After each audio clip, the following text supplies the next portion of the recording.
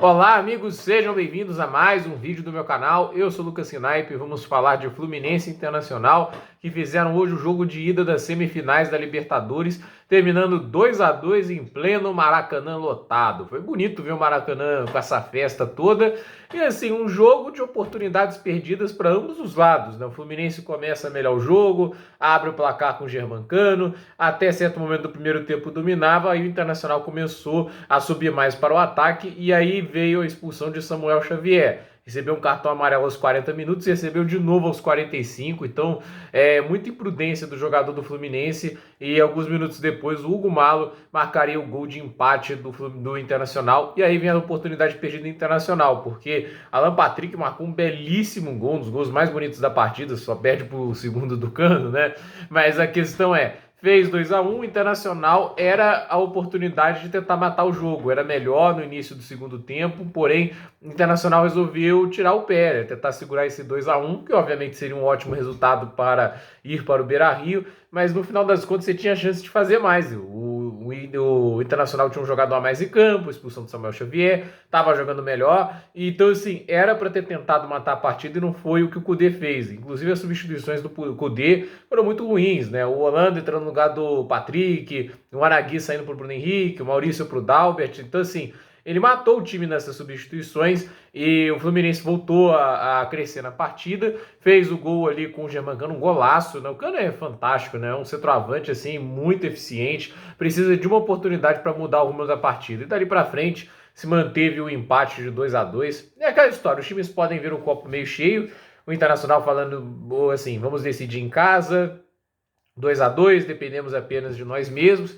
E o Fluminense pensar, tava com um a mais o Internacional, podia ter perdido essa partida e agora eu tô empatado. Então assim, vou ter os 11 para jogar lá no Beira-Rio, mas ambos podem ver o copo meio vazio, né? Tipo, esse é o jogo assim, vai ver como cada equipe vai absorver esse empate, né? Porque o Internacional pensa, eu tinha 2-1 e um jogador a mais, não podia levar o empate. E o Fluminense pensa também, eu tava ganhando por 1-0 e tem um expulso sem a menor necessidade, né? E eu coloquei o oponente de volta na partida. Ao invés de ter uma vantagem, eu reduzi prejuízo, porque eu estava perdendo, mas consegui um empate. Mas o empate em casa, ter que decidir na casa do adversário, não é a situação ideal. Então, é aquela história, cada time pode ver a partida de uma maneira distinta, né? Vai depender muito de cada técnico, como que eles entendem essa partida, como eles vão fazer as modificações para o jogo de volta. O Fluminense, que hoje foi para um jogo muito mais agressivo, e é curioso pensar, né? O Diniz usou o 4-1-3-2 no jogo de hoje,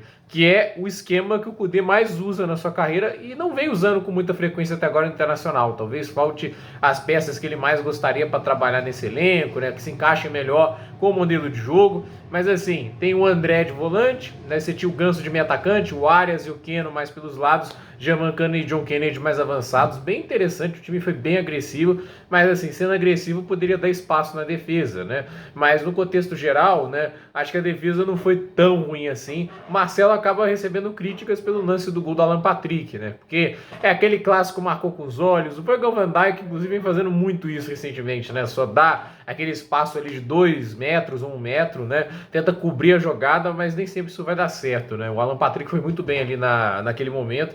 E assim, muita gente vai falar que o René é o grande vilão do Internacional, porque ele falhou, né, nos 2 gols. O segundo, né, gol ele faz aquele escanteio sem necessidade, mas de qualquer maneira, ele é um jogador que conseguiu dar a assistência ali para o gol do Gumalo, né? Então eu acredito que o René não está assim, com tanta culpa no cartório, porque ele dá assistência para o gol de empate e ele tem até agora uma boa temporada. Mas assim, ao meu ver, é uma partida que o Kudê perdeu um pouco da agressividade, era para ter tentado decidir a partida, recuou, e quando você recua, você sabe que está correndo riscos, né? Não é só jogar no contra-ataque, porque você pode acabar nessa ida para a defesa, dando uma oportunidade de gol para o adversário, e aconteceu. É aquela história, né? Faltou um pouco de ousadia de tentar decidir hoje e fazer um 3-1 que seria fantástico para um jogo de ida e daria uma situação extremamente confortável no Beira-Rio. Agora é 2-2, vai ter que decidir a vaga com uma vitória. Caso não vença, não sei se já tem prorrogação para essa fase da Libertadores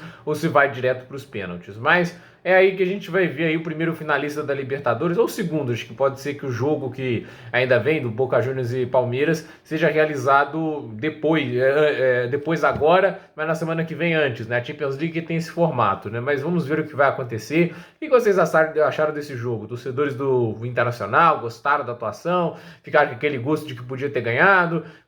Torcedores do Fluminense estão satisfeitos com 2-2 em casa, empatou, podia ter ganhado, mas tem a expulsão do John Arias. Então eu quero ver como é a opinião de vocês, torcedores, e quem não torceu, tá secando um, secando o outro, torcedor do Grêmio secando o Internacional, torcedores dos outros clubes cariocas secando o Fluminense, né? O que vocês acharam dessa partida? Eu gostaria de saber. Então, gente, por esse vídeo é isso, tudo nos comentários, deixe seu like, se inscreva no canal, compartilhe esse vídeo e até o próximo vídeo.